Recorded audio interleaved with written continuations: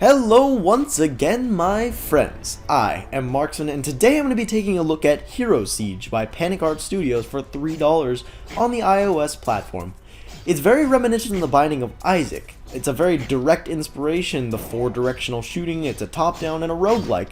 It's very fun, honestly, it sounds good on paper, and it plays pretty well. It has floors, a very Spelunky-like progression where if you clear out a floor, it's multiple areas, and once you clear them all out, you can kind of go back and forth between the two, but you're going to want to start at the beginning to get the most benefits for later floors. It has a very Rogue Legacy-like leveling up system where you carry over a few of the benefits you took from the last run and bring them to the new one. It has a lot of varied items, just like The Binding of Isaac, both active and passive, and there are some very direct and similar inspired items, just like the Book of Belial and the Sacrificial Dagger, both from The Binding of Isaac, are in this game, and they do basically the same thing. Potions are like pills, and they're in this game as well, where if you take a potion, it may be good and it may be bad, but you won't really know until you try it. But in this one, unlike The Binding of Isaac, the potions can be different every single time. You can pick up the same potion, same color, same container, jar, thingy, but it could still hurt you one time and help you the next. Now, there are also deals with the devil and angel, just like The Binding of Isaac, but they're not at the end of the floor, they're during the floor, and it's more of taking a chance rather than knowing exactly what you're going to get. The devil ones have a very slim chance of helping you, but when they do, it's massive. It is very overpowered, almost. And the angel ones have a high chance of just giving you a very small passive benefit. The difference between this and The Binding of Isaac is more of the way it plays, or how it's laid out. In Binding of Isaac, you're exploring a floor and clearing it out, and then you move down to the next one. But in this one, it's more of a wave-based system, where enemies come from all different sides, you clear them all out, and then after a couple waves, the boss comes down, and then you go to the next floor. Another thing that's pretty cool about this game is the variations on gameplay. There are different characters, each with different ways of attacking. See, in The Binding of Isaac, all you'd have is your tiers for every single character, but in this one, there's a melee class, a ranged class, and a mage class right off the bat. There are quite a few different areas in the game, and they all have quite varied art styles, which is very nice. And the combat is varied enough for each character that it feels like almost a different game. Now, there are also different areas where you have to solve puzzles rather than just fight enemies, and that's a nice little break in the gameplay that does feel almost warranted in this RPG-like, roguelike game thing. Like, it's fun. For those of you thinking that this game looks pretty easy, in a way it kind of is, but there's definitely a high difficulty ceiling.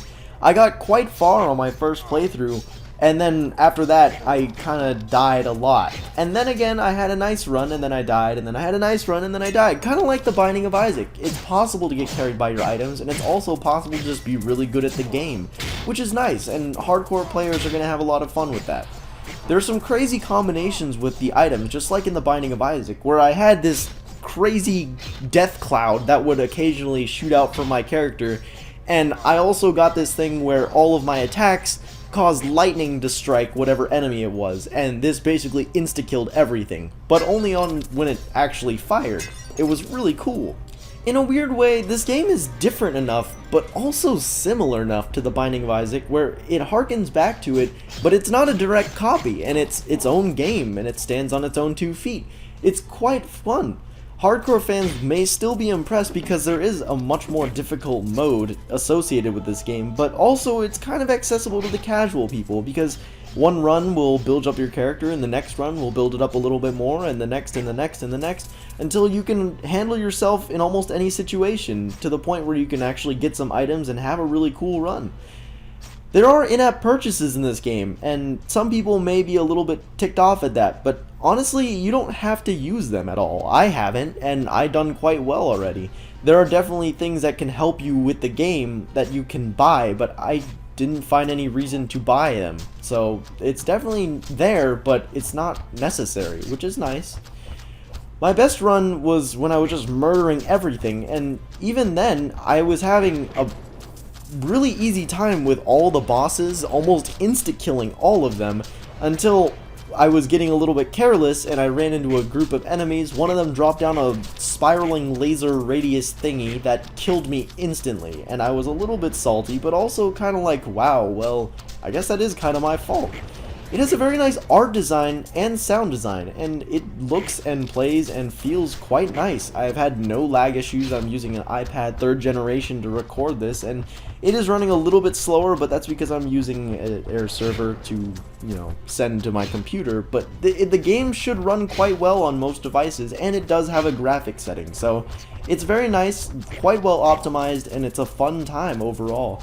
If you haven't not yet picked it up, or if you want to find the link in the description below to go check it out for yourself, I highly recommend this game. I've been having a great time, and if you follow my channel, you know that I have not really done very many of these reviews recently, and that's because I haven't been motivated to do so until I found this game, and now I'm pretty happy because it's awesome.